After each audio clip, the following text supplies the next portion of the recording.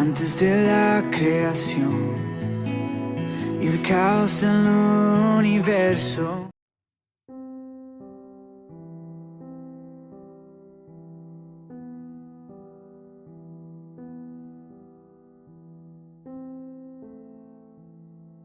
No hay que ser agricultor para saber que una buena cosecha requiere de buena semilla, buen abono y riego constante. También es obvio que quien cultiva la tierra no se para impaciente frente a la semilla sembrada y grita con todas sus fuerzas: ¡crece! ¡Maldita seas! Hay algo muy curioso que sucede con el bambú japonés y que lo transforma en no apto para impacientes. Siembras la semilla, la abonas y te ocupas de regarla constantemente.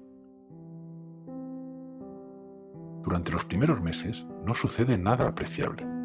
En realidad no pasa nada con la semilla durante los primeros 7 años, a tal punto que un cultivador inexperto estaría convencido de haber comprado semillas infértiles. Sin embargo, durante el 7º año, en un periodo de solo 6 semanas, la planta de bambú crece más de 30 metros. ¿Tardó solo 6 semanas en crecer el bambú? No. La verdad es que se tomó 7 años y 6 semanas en desarrollarse.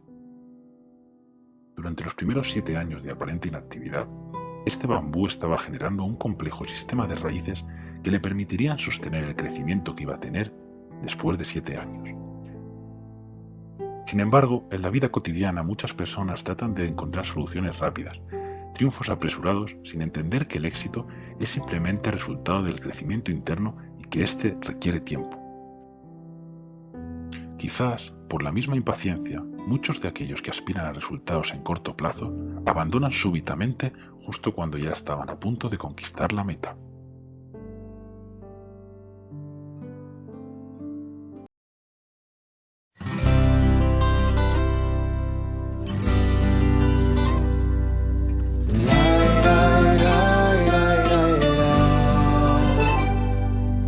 Siguiendo tus pisadas, fijando la mirada, estoy atento a lo que hablas.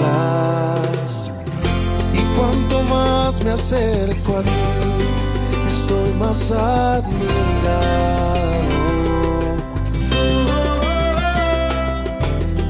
Solo quiero ser como tú, no persigo más nada.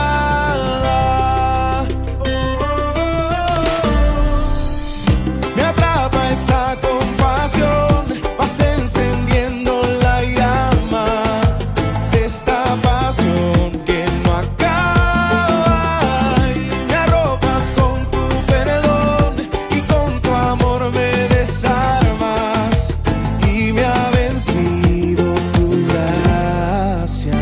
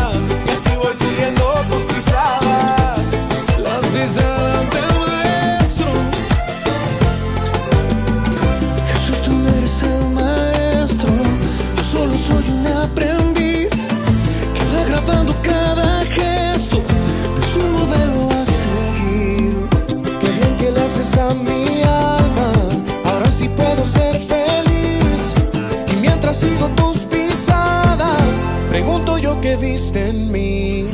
Me atrapa esa compasión, vas encendiendo la llama de esta pasión que no acaba.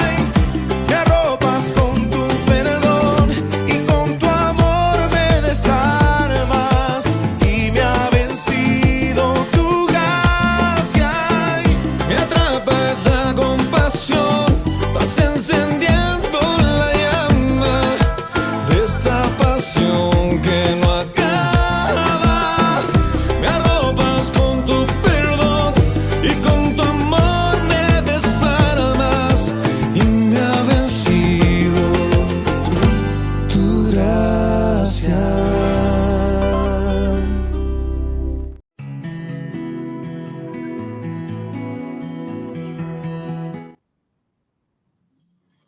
Hola, buenas tardes, ¿cómo les va?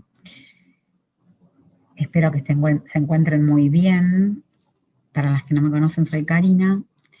Y hoy quería compartir con ustedes, continuar con el tema del mes, que es el fruto del Espíritu. Vamos a estar considerando el capítulo 5 de la carta de Pablo al pueblo de los Gálatas. Y para empezar, me gustaría hacer una pequeña consideración sobre este pueblo y por qué Pablo envía esta carta.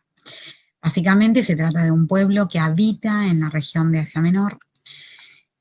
Es un pueblo que los autores o historiadores señalan como un pueblo de personas francas, impetuosas, curiosas, amantes de los cambios, personas muy inteligentes, pero que en ese mismo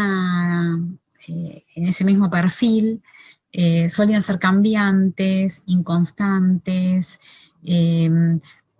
tenían amigos de las apariencias, un poco rencillosos, que solían manifestarse así con algunas diferenciaciones a partir de una excesiva vanidad, ¿no? Estaban un poco incididos por estos atributos, por estos aspectos, ¿no? de un comportamiento de esta manera. De manera que en ese contexto, cuando ellos reciben a Pablo, lo reciben con apertura, con amabilidad, lo receptan, pero muy rápidamente, digamos, o en poco tiempo, ellos comenzaron a mostrarse un poco distantes, empezaron a atender y a abrazar enseñanzas de los maestros judaizantes que volvían o pretendían restablecer el culto original, hablaban nuevamente de la circuncisión y la importancia de esto, y Pablo lo que les va a decir es que se sorprende y le dice, sorprendido estoy de esto, cómo volvés, ¿no?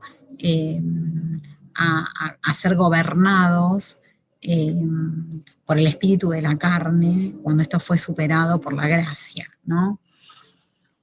Básicamente se trataba más de iglesias dominantemente gentiles, que habían estado acostumbradas a dar culto pagano, a sus múltiples dioses, y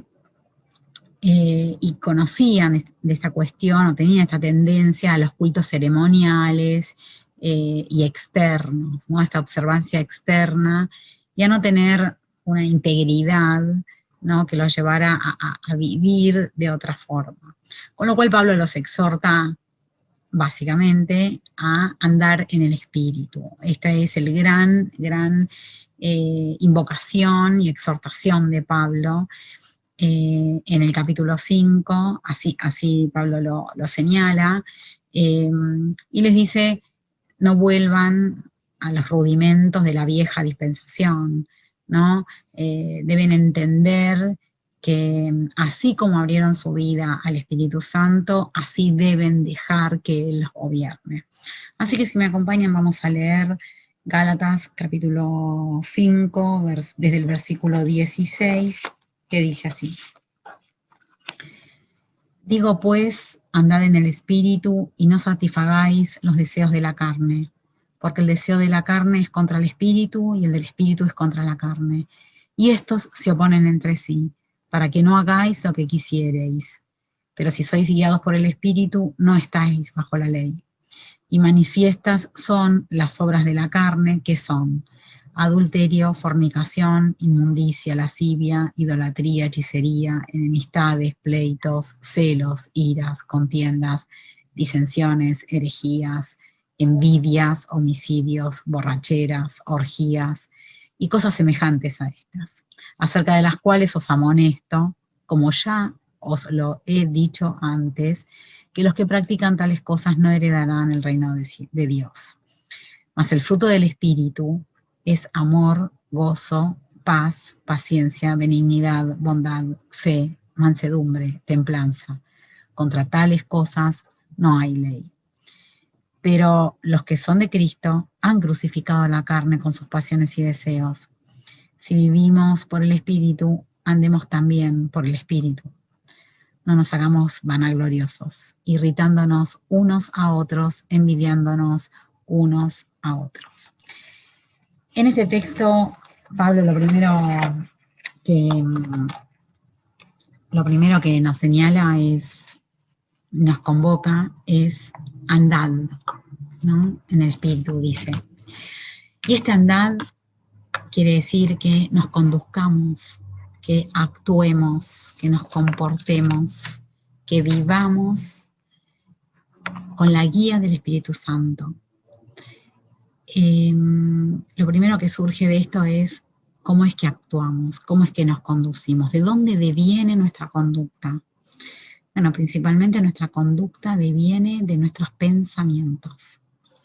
Y nuestros pensamientos devienen de lo que creemos, de nuestro conjunto de creencias, de nuestros valores, de establecer qué es lo bueno y lo malo, de qué creemos que es el bien y el mal.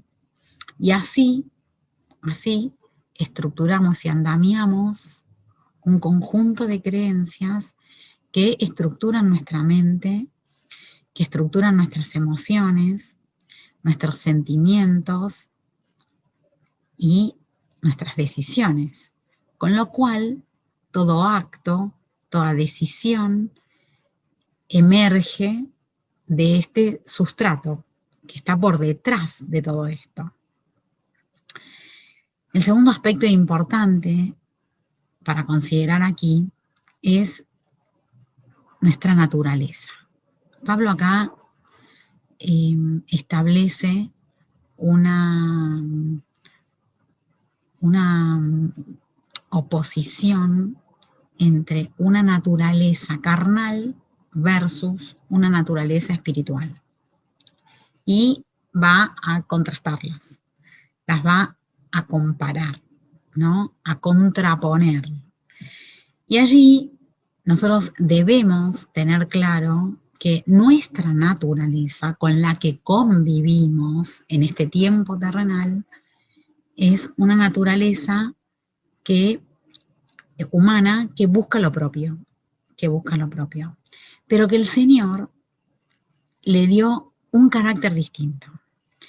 Nosotros hemos sido esclavos del pecado y esa es nuestra naturaleza humana, pero por la gracia de Dios, por la obra de Jesucristo en la cruz, ya no somos más esclavos del pecado, sino que el Señor nos inactivó ese carácter del cual no podíamos escapar para darnos oportunidad y un derecho a vetar esa conducta.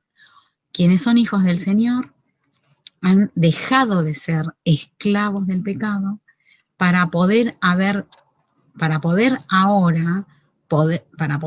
decir no al pecado. Esto es, ya no somos más esclavos del pecado, sino que tenemos libertad de elegir, libertad de decidir. Hoy podemos decirle no al pecado. Podemos ser nosotros mismos los que frenemos o inhabilitemos esa tendencia natural. Ahora tenemos con el Señor habitando en nuestros corazones, podemos recibir todo el bien espiritual que viene de parte del Señor, que vino con Jesucristo y que vino a morar y habitar en cada uno de nosotros, para que podamos de esa forma vivir y ser, como dice el Señor, herederos de su reino, poder coparticipar con Él de todo ese bienestar, de ese carácter nuevo, distinto, que nos da libertad. Y ya no para hacer todo lo que la carne impulsaba y proponía, sino para poder vivir lo que el Señor nos ofrece. Otro de los aspectos que me parece importante reflexionar en esta propuesta de Pablo, que es ni más ni menos que la del Señor, es preguntarnos cómo andamos. Porque el Señor dice, anden en el Espíritu, sean guiados por el Espíritu, dejen al Espíritu que los guíe, que les ordene, que los mande, que les proponga, y no por las suyas. Entonces, se nos contraponen dos formas, dos caminos. Uno es el de andar por las nuestras. Y esto es conforme a nuestra naturaleza, conforme a lo que el ser humano es, en su pulsión humana, en su vida sin el Señor, ¿no? O, alternativamente, guiados, conducidos, impulsados, movilizados por el Espíritu Santo. Esto supone que tenemos la posibilidad de recibir una palabra que nos ilumine, que nos esclarezca, que nos inspire, que logre inducirnos a actuar, a vivir de otra manera, con la sabiduría divina, con lo que el Señor revela en nuestro corazón, con lo que el Señor pone en nuestra mente, con su palabra, que en primer lugar, como decía recién, nos da luz, nos esclarece, vivifica nuestra alma, nos renueva, nos da fuerza, nos da tanto el querer como el hacer. Y con eso podemos actuar, con eso podemos ir, conducir nuestros pasos. Es importante darnos cuenta que estos dos caminos, las dos propuestas, son excluyentes, no son complementarias. Pablo lo dice con claridad, es uno o el otro, no uno y el otro. De hecho, al ser excluyentes, elegir por uno excluye al otro, elimina la otra opción y no admite parcialidades. O estás acá o allá. En los dos lados a la vez no. Por eso, frente a cada circunstancia, en cada momento, en cada oportunidad, o elegimos una cosa o la otra. Pensaba, qué bueno que siempre hay oportunidad, porque en cada ocasión está esto en juego. Y en cada ocasión, para quienes somos hijos de Dios, si bien podemos deslizarnos, equivocarnos, tropezarnos con un error de manera así, tal vez de momento, el Señor nos recibe siempre y nos perdona siempre, por su gracia infinita y eterna. Pero no por eso, como Pablo le recuerda a los romanos, nos vamos a abandonar en ese andar, ¿no? En esa forma de las cosas y reiterar e insistir sistemáticamente en este tipo de decisiones o de equívocos o de pecados, como él lo llama, con crudeza y con realismo,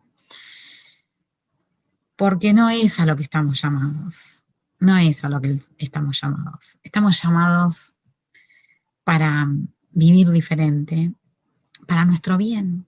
Estamos llamados a recibir un bienestar distinto, desconocido por nuestra naturaleza, y que solo puede ser experimentado de la mano del Señor. Sin el Señor, nada de esto vamos a disfrutar. Sin el Señor, nada de esto vamos a experimentar. Nada de esto vamos a poder hacer. Por eso es importante que reflexionemos sobre cada ocasión que tenemos por delante, cada oportunidad que tenemos por delante. ¿Es de andar con el Señor o de andar por las nuestras? Y los resultados son muy diferentes. Los resultados son muy diferentes. No subestimemos a la carne. La carne siempre busca su lugar, su espacio. Debemos atender a esto y clamar al Señor. Y por cada acción, si el Señor, te necesito, asistime. Ahora, veamos cómo Pablo caracteriza estos dos caminos, estas dos alternativas. En una de ellas vemos el andar en la carne, el andar conforme lo natural del hombre, de nuestra humanidad, la caracteriza con cantidad de manifestaciones y lo llama las obras de la carne. Habla de 16 o más manifestaciones de la carne, que ya las leímos y que ustedes podrían perfectamente decir en dónde están ubicadas y dónde no están ubicadas. Vamos, hay algunas que nos parecen un poco más lejanas que otras, pero claramente alguna de todas ellas nos asisten. Una, varias de todas estas nos asisten. Con más o con menos, digamos, ocasión o frecuencia. Y por otro lado, tenemos el fruto del Espíritu. Lo articula el Señor. Le da particularidad, singularidad. No son muchos frutos, es uno solo que tiene distintos atributos. Fíjense que esto es un todo armonioso, ¿no? Una unidad integral y que cuenta sin más que todos estos atributos el carácter divino. Habla del carácter divino. Esto no proviene de nosotros. Todos esos atributos. Mal hacemos nosotros en muchas veces compararnos y decir, esta persona es paciente, tiene paciencia, tiene amor. No estamos comparándonos unos con otros, que claramente tenemos distintos umbrales, que claramente tenemos distintas, estos atributos cuando vienen de la naturaleza humana, tienen siempre un límite, no son indeterminados, infinitos, como cuando vienen por el Señor, cuando vienen por el obrar del Espíritu Santo, ¿no? Y ya empezamos a considerar algunos de ellos como el amor y el gozo. Hoy brevemente vamos a hablar de la paz y de la paciencia. Y fíjense que la palabra paz es una palabra que tiene un equivalente, que en el griego es eirene, y tiene un equivalente en el hebreo que es shalom. Y esta paz no es una situación en donde está ausente la perturbación externa o turbación externa, sino que refiere a un estado en el cual se menciona lo que sería el mayor bienestar humano, incluyendo no solo lo material, sino también lo emocional y lo espiritual. Es un bienestar integral del ser. Es como una tranquilidad del corazón que se deriva de la fe o de la confianza en que todo está puesto en manos del Señor, que reconoce que el Señor tiene el control sobre mi vida, que no se adormece ni se duerme aquel que vela por mí, sino que reina y domina la circunstancia, ejerciendo todo poder, tanto en los cielos como en la tierra, y que de esa forma puedo estar tranquila. Esta es la paz que deviene del Espíritu Santo cuando gobierna mi vida, cuando conduce mis pasos, cuando dejo que Él obre. Esto no quiere decir que no haya situaciones que nos perturben, que nos inquieten, que nos quiten el sueño, muchas veces que nos saquen del eje, ¿no? Que pueden resultar intimidantes, sino que nos permite, aún en esas circunstancias, permanecer en tranquilidad interior. No es que niego la realidad, no es que niego las circunstancias, sino que considerando las circunstancias y eventualmente lo muy gravosas que éstas sean, podemos permanecer en esa tranquilidad del corazón, que hace que mientras afuera todo sea turbación, adentro reposa una quietud emocional, espiritual. Solo podemos experimentarlo con el Señor. Nada de todo esto viene del ser humano. El Señor obra milagros y esto es uno de ellos, ¿no? A pesar de las turbaciones, a pesar en estos tiempos, ¿no? Donde hay tantas cosas que nos afligen.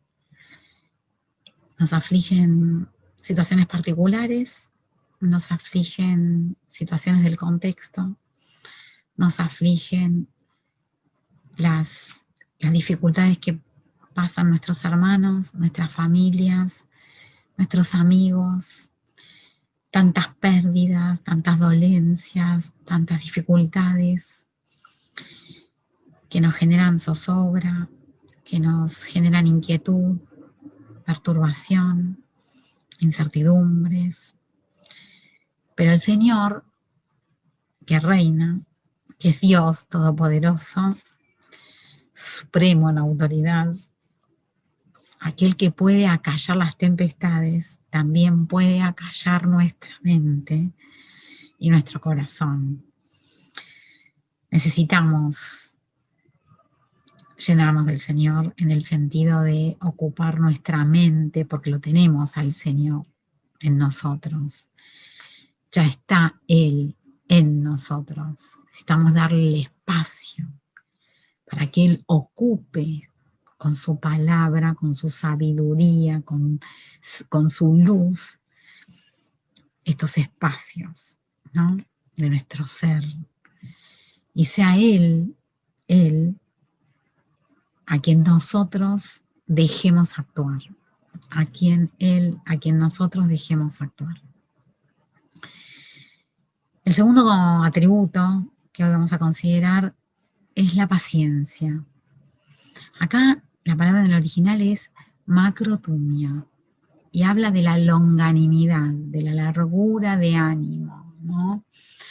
Y se usa acá en relación a las personas, con lo cual en esa largura de ánimo uno lo que puede hacer es aplicarlo a la tolerancia. Podría ser un sinónimo de tolerancia, tolerándonos, ¿no? Hablábamos de que los gálatas eran rencillosos, que eran impetuosos, que rápidamente entraban así en una situación, ¿no? De disensión. Muy bien, acá el Señor, con su espíritu, nos permite ser tolerantes. ¿Tolerantes hasta dónde? Si es el Señor, es hasta el infinito. Si no, nos vamos a quedar cortos. Así que no confundamos la tolerancia que tienen unos con la nuestra muchas veces, que a veces nos quedamos cortas, sino pensemos en la que es sin límites. ¿Cómo hacer? Bueno, de nuevo, esta es una cualidad que hace que nos autorrefrenemos frente a la provocación, frente a distintas situaciones en las que muy rápidamente quisiéramos nosotros reaccionar o nos apresuraríamos a una represalia, ¿no? Para responder, para acomodar, para ajusticiar. Bueno, honestamente uno dice, ¿cómo poder hacer entonces frente a estas situaciones? ¿Cómo debiéramos actuar?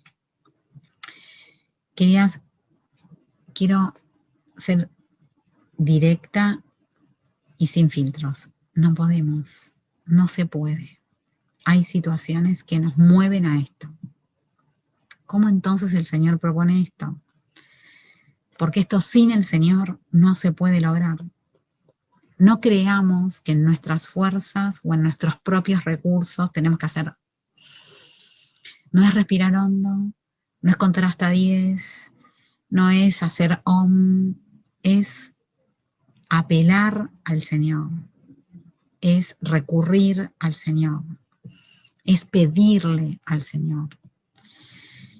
Ninguno de estos atributos, ni estos, ni los que hablamos, ni los que vamos a considerar en las próximas reuniones, provienen del hombre natural. No podemos ser más pacientes, no podemos tener paz, no podemos experimentar el amor ante determinadas circunstancias, porque no nos alcanza nuestra humanidad para eso. Naturalmente respondemos de otra manera, actuamos de otra manera, reaccionamos de otra manera. Todas estas circunstancias tienen la potencia y la capacidad de inducirnos a actuar de una manera que nos es propia, que es la natural. El camino que el Señor nos propone es otro. El camino que el Señor nos propone es locura para el mundo. El camino que el Señor nos propone es contrario a la cultura dominante, porque no es natural, porque no busca lo propio, porque no es intemperante, porque no es, no está ajeno a poder a disfrutar de todo lo que el Señor, porque realmente es ajeno a poder disfrutar de todo lo que el Señor nos ofrece. Sí y solo sí, con el Señor, este va a ser nuestro carácter. Nuestro carácter va a poder ser amoroso, disfrutar de esa plenitud de tenerlo al Señor, y nos dará esa quietud y esa tranquilidad, y nos permite también ser tolerantes ante todas estas circunstancias que en muchas ocasiones nos agravian y nos angustian o nos hacen doler. ¿Cómo pues entonces andar en el Espíritu? Vamos a poder andar en el Espíritu en tanto nos llenemos la mente del Señor, leyendo su palabra, conociéndolo más y más, reflexionando en sus conceptos,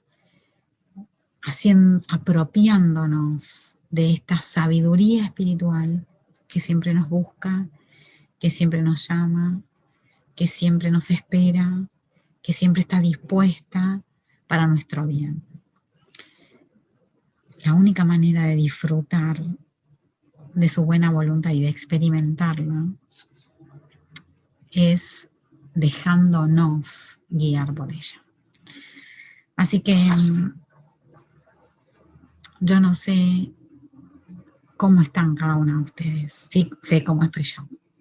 Y todo esto me sirve para pensar, para apropiarme, para corregir y para poder disfrutar de lo que el Señor trae a nuestras vidas. Quiera el Señor que todo esto renueve nuestras mentes, nuestros corazones y lo pongamos en acción. Porque querramos o no, nuestras actuaciones, nuestra conducta refleja lo que creemos y lo que pensamos y lo que valoramos. Así que la propuesta es a que hagamos propio los principios que el Señor nos propone, que es dejarlo a Él actuar en nuestras vidas, para que después todo lo demás sea solo el fluir de esa confianza puesta en Él. Y así todo lo que nos pasa, todo lo que tengamos por delante, todo lo que tenemos por vivir, sea en su voluntad y conforme lo que Él proponga para nuestras vidas. Espero que esto les sea de bendición como lo ha sido también para mí. Les dejo un beso grande y que el Señor bendiga su palabra.